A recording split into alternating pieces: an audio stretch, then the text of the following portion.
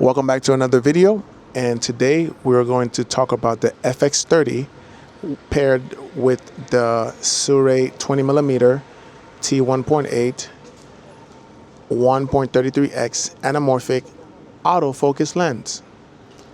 And the reason why I'm making this video is because I saw a lot of YouTubers asking the question, can you vlog with this setup?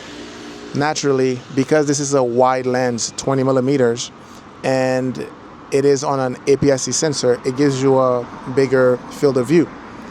Now, given that it's anamorphic, it has an even wider look.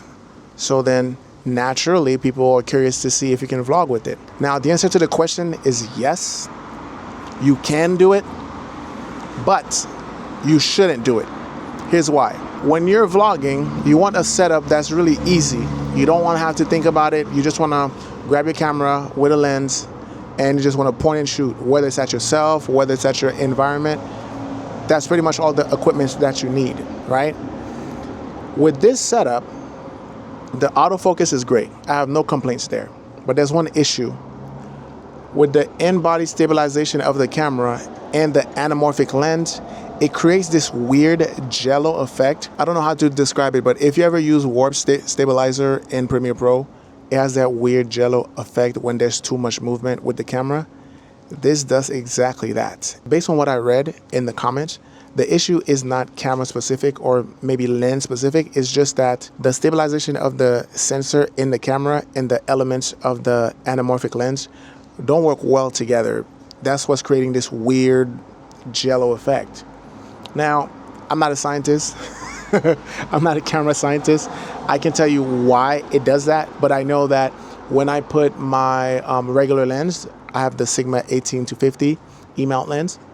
When I pair it with this camera and I have my stabilization set to the highest one, and I'm walking around filming, I don't have that issue. Because of that issue, I don't think you should vlog with this setup. Now, if you're doing any type of work where you're stabilizing the camera with a gimbal, then definitely, because this lens has an amazing image quality.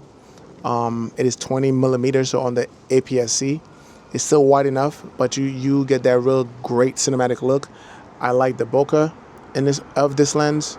The autofocus is great. I have no complaints there. So really the main issue is if you think that you're gonna vlog with this setup and you're not gonna be using a gimbal, don't do it.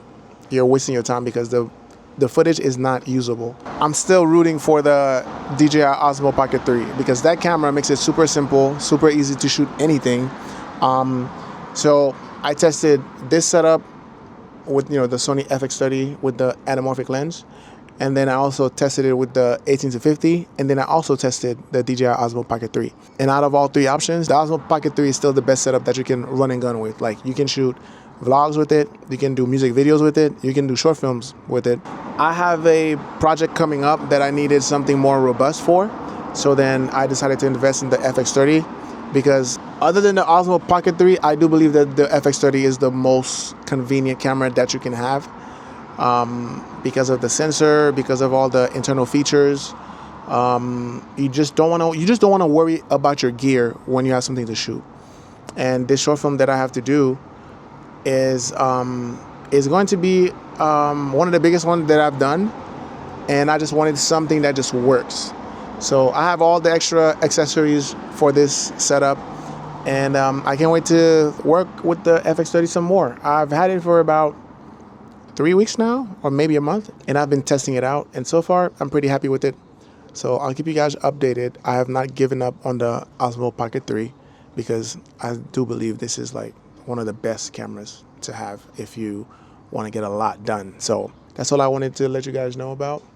So yeah, see you guys in the next video. Shloop.